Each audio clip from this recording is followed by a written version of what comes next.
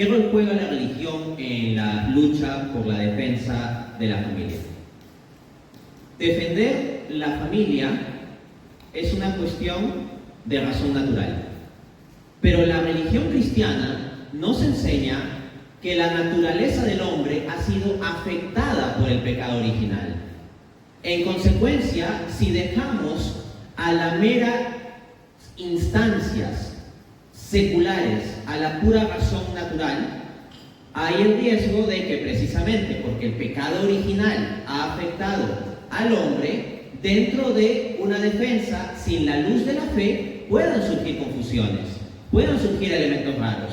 Y lo voy a decir directamente, en gran parte del movimiento pro vida, pro familia, en ocasiones se han comenzado a incorporar determinadas ideologías, por ejemplo, el liberalismo, que no son conformes realmente a una visión católica y que a la larga o a fondo o bajo sus consecuencias lógicas terminan colisionando con ciertos principios de la familia.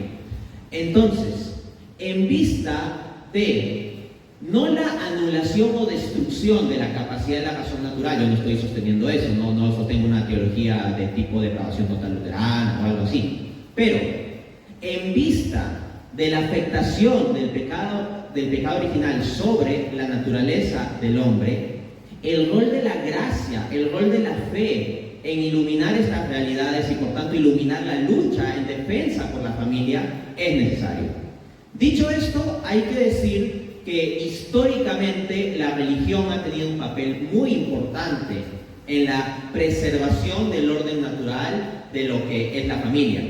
Sociedades donde se ha preservado la tradición cristiana son sociedades que han podido preservar mejor o están logrando preservar mejor en la medida de lo factible, claro está, porque nuestra situación global es compleja, pero que están pudiendo preservar mejor los valores de la familia, la defensa de la familia.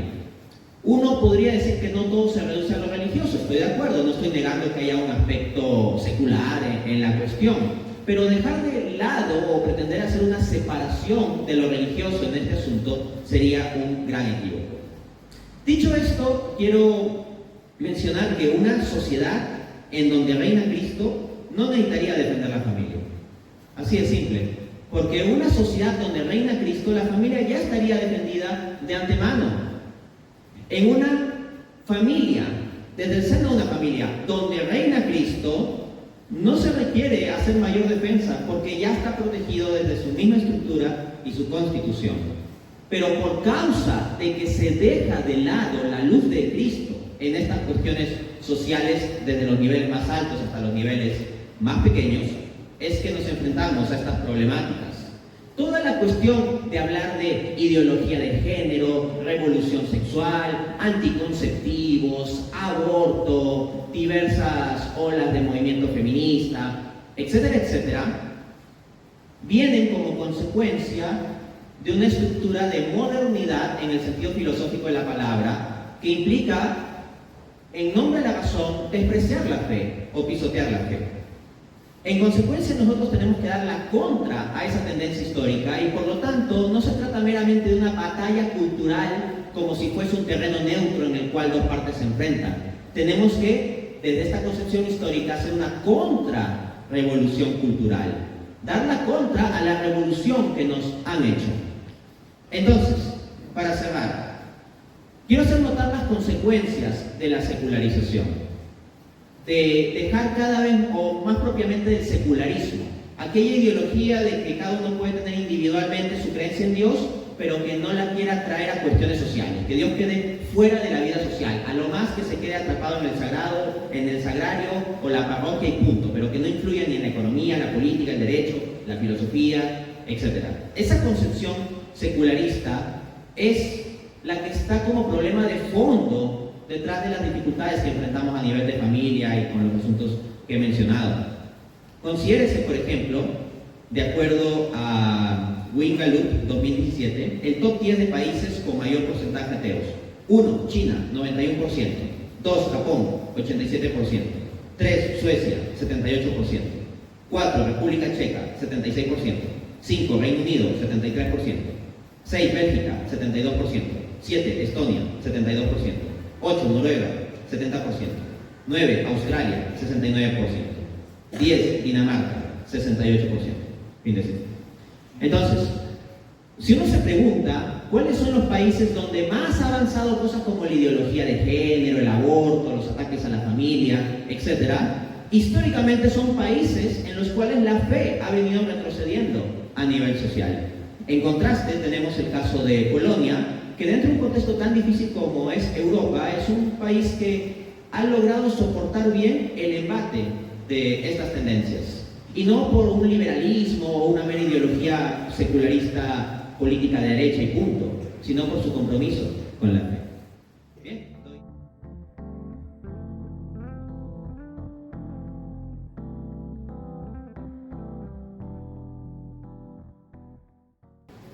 La conexión entre anticoncepción y aborto es explícitamente afirmado por el magisterio de la Iglesia. San Juan Pablo II, en la encíclica Evangelium Vitae de 1995, numeral 13, cito: se afirma con frecuencia que la anticoncepción segura y asequible a todos es el remedio más eficaz contra el aborto. Freno la cita ahí. O sea, hay quienes piensan eso, ¿no? Difundamos los métodos anticonceptivos a gran escala, que lo conozca toda la población. Apenas los niños pasan a la escuela secundaria o incluso desde antes en la primaria, ya les estamos metiendo estas ideas, y con que ellos tengan pues sexo seguro, ¿no? Como se suele decir, asunto solucionado. Y desde ya yo me hago una pregunta: ¿cómo es eso de sexo seguro? Por ejemplo, si yo digo que mi casa está segura, ¿qué se suele pensar? Que tengo una alarma antirrobo, alarma antiincendios, que tengo un cerco eléctrico para que no entren ladrones, etc. O sea, seguro porque me protejo de lo malo externo que pueda atacar. Pues bien, esa idea de sexo seguro es como que los hijos fuesen una plaga. O sea, bajo esta analogía, el hijo sería el equivalente al ladrón que quiere entrar a robar. Entonces, como que uno tiene su proyecto de vida y de repente viene el hijo antiliberalmente a estorbar el proyecto de vida del prójimo, ¿no? De la madre, por ejemplo, o del padre. Sigue diciendo San Juan Pablo II, cito: pero los contravalores inherentes a la mentalidad anticonceptiva son tales que hacen precisamente más fuerte esta tentación, lo que apuntaba la doctora Chinda, sigo citando, ante la eventual concepción de una vida no deseada. O sea, si es anticonceptivo, ya es que en tu mente estás anti la concepción. ¿Y qué pasa si es concebido? Si tú ya tienes una mentalidad previa anti y de repente se da el caso que es concebido, de ahí al aborto, no digo que el paso sea automático, pero entendamos que estadísticamente, hablando demográficamente para el conjunto de la población, no es que toda la población va a decir, bueno, es concebido, no lo deseamos, pero vamos adelante. O sea, pensar que el 100% de la población va a decir eso, no. Y mientras más confusión haya o más permisividad sobre el aborto y más confusión en la mente de las personas, más rápido y fácil va a ser el paso de la mera mentalidad anticonceptiva al acto abortista, ¿no? Entonces, esto viene del fondo de esta mentalidad de que los hijos son algo de lo que hay que cuidarse. Cuidarse, así como yo me tengo que cuidar en la calle que no me roben, así también hay que cuidarse de que uno no vaya a tener conmigo, no vaya a tener hijos. Ahora bien, quiero que analicemos lo siguiente, ¿sí? Estadísticas simples. La probabilidad de que un método anticonceptivo sea eficiente, efectivo, en que no se dé la concepción, ¿cuánto es? No es 100%, no hay ningún método anticonceptivo, digamos, fuera de la abstinencia, que dé un 100% de certeza de que no vaya a haber concepción. El método anticonceptivo más extendido de todos en nuestra sociedad es el preservativo. Los preservativos suelen tener un nivel de confianza, para hablarlo con los términos técnicos de la estadística, de entre 97 a 99 o 99.5%. Por ahí anda. Bajo el supuesto de que sean correctamente usados, correctamente almacenados. Pero ¿qué pasa si en el colegio difundimos una mentalidad anticonceptiva en donde le decimos a los adolescentes, mira, tú puedes tener sexo porque ya sabemos que hoy en día todos los adolescentes son así y ustedes lo van a hacer de todas maneras? O sea, esa es la premisa de la mentalidad de la educación, ¿no? Y como ya sabemos que lo van a hacer, simplemente háganlo de forma segura. Entonces con el preservativo ya estás protegido. Pues bien, el puberto que escucha esto guarda un preservativo en su billetera, lo tiene ahí bastante tiempo sin usar, guardado, a altas temperaturas, y de repente un día en que se emborracha, sale ahí falla y saca el preservativo en esas malas condiciones de almacenamiento, que lo vaya, discúlpenme que sea un poco gráfico, ¿no? Que lo vaya a poner de modo óptimo no es tan probable. Entonces, ¿a qué lleva toda esta línea? A que un método anticonceptivo tan extendido como el preservativo tiene probabilidades de fallar relevantes. Porque lo que les dije del 97 al 99% es bajo el supuesto de que se usa bajo todas las condiciones correctas. Ya. Supongamos que la tasa de fallo, considerando todos estos otros elementos de que no se use correctamente, sea del 90%. Digo, la tasa de éxito en que evita la concepción. O sea, un 10% va a haber fallo, 10%. Ya. Entonces esto implica, estadísticamente hablando, que de 100 veces que haya un uso, ¿cuánto va a haber falla? 10.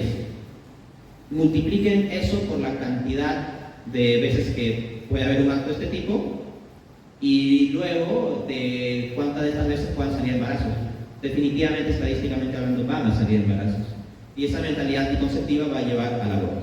Finalmente, la conexión entre anticoncepción y aborto es reportada por literatura científica. No se trata meramente de que estos católicos fanáticos dicen eso porque tienen que defender la Evangelium Vitae.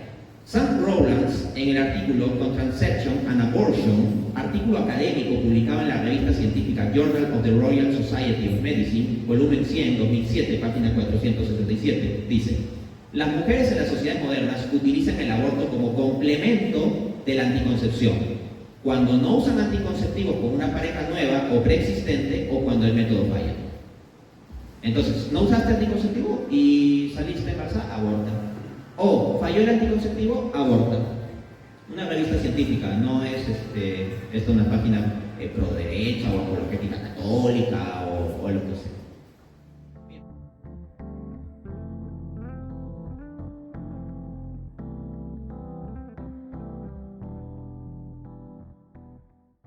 Bien, a ver, paso a abordar la cuestión. Hay quienes piensan pues, que para hacer frente al progresismo, ideología de género y aborto y esta destrucción de la familia, lo que se requiere es simplemente apostarle a la derecha, apostarle a la derecha política y lo que se llame derecha, vamos a eso, si son anticlores, suficiente.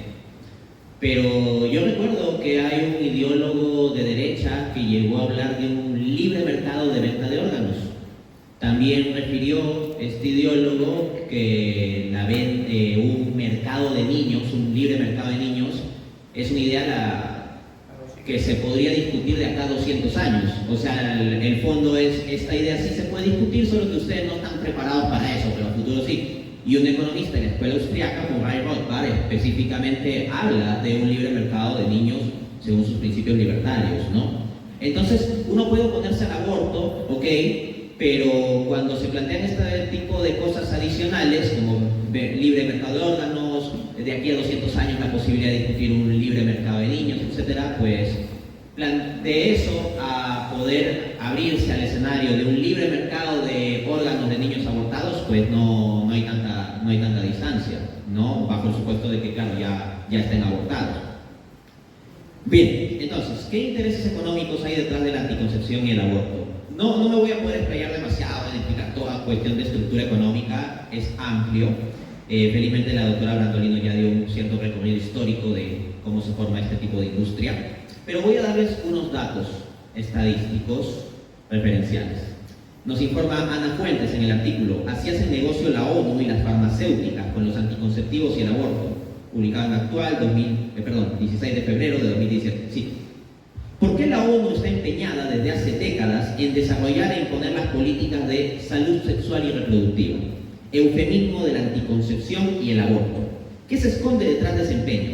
Una de las respuestas se encuadra en el negocio que hay detrás. Así lo explica de manera clarividente la exfuncionaria de la ONU, Amparo Medina. Es un negocio decirle a los niños entre los 10 y los 12 años que la única manera de ser felices y de poder vivir sus derechos es usando un preservativo. Subraya Medina. Asimismo, tenemos una investigación de Grandview Research titulada Contraceptive Market Size and Share Analysis y nos dice lo siguiente. Atención a estas cifras. El mercado mundial de anticonceptivos está valorado en 28.3 mil millones de dólares en 2022 y se espera que crezca a una tasa de crecimiento anual compuesta del 6.06% entre 2023 y 2030. Según la Organización Mundial de la Salud, entre 1.9 mil millones de mujeres en edad reproductiva de 15 a 49 años en todo el mundo en 2019, alrededor de 1.1 mil millones de mujeres necesitan planificación familiar. Entre ellas, alrededor de 842 millones de mujeres utilizan métodos anticonceptivos para la planificación familiar y alrededor de 270 millones de mujeres tienen una demanda insatisfecha de anticonceptivos. Fin de cita. ¿Cuál es esta lógica entonces de que hay una demanda insatisfecha de mujeres que no es que quieran planificación familiar o puede ser que quieran pero no tienen anticonceptivos? Entonces hay que convencer a las que no quieran para que quieran esa planificación familiar, que es como se dice, un eufemismo. Por ejemplo, yo me acuerdo en la secundaria que nos enseñaban paternidad responsable. Y uno puede pensar, qué bonito que a los jóvenes en la escuela secundaria y adolescentes les enseñen los principios para ser buenos padres. ¿No? Paternidad responsable, ¿cómo ser buenos padres? No, paternidad responsable no tiene nada que ver con ser buenos padres. Nunca nos educaron en el colegio con principios para criar bien a nuestros hijos. La paternidad responsable consistía en no ser padres, en la anticoncepción. Finalmente, María Fernández, en el artículo El negocio detrás del aborto que el gobierno quiere ocultar, publicado en el debate 6 de febrero de 2023. Sí, el aborto constituye una actividad multimillonaria. Alrededor del aterrador mundo del aborto hay desarrollado una gran industria privada. Prendo la cita ahí. Hay muchos que hablan solo en contra del Estado y los progres y el Estado y la izquierda y el marxismo y los progres y el Estado, cuando hay también instancias de libre mercado y empresas privadas detrás de esto. Vuelvo sobre el asunto. De hecho, la sanidad pública en muchos casos tiene que remitir a la privada para llevar a cabo los abortos. Al negocio del aborto de las clínicas quirúrgicas hay que sumarle otro tipo de aborto y de monetización que se constituyen dentro de lo que es la cultura de la muerte y es la fecundación in vitro. La fecundación in vitro es la creación artificial de vida humana, donde también se producen abortos. Ellos lo denominan como el descarte de embriones. Alucinen. Sigo citando.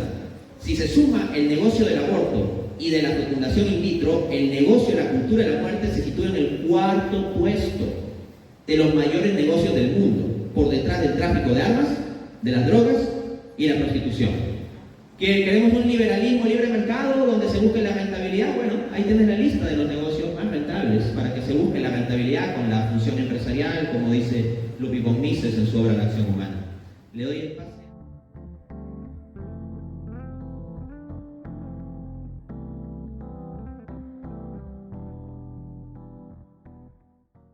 Bien.